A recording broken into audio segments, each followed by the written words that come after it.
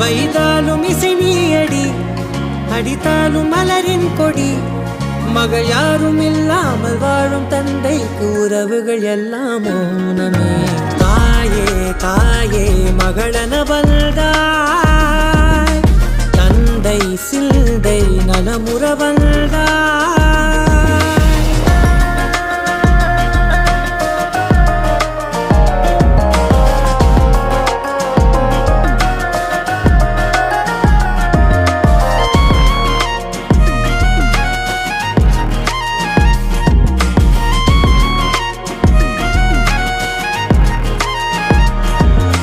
பொருள் இல்லையே, சிறு பொண்ணும் இல்லையே, பணம் காசிலே இந்த பாசம் இல்லையே.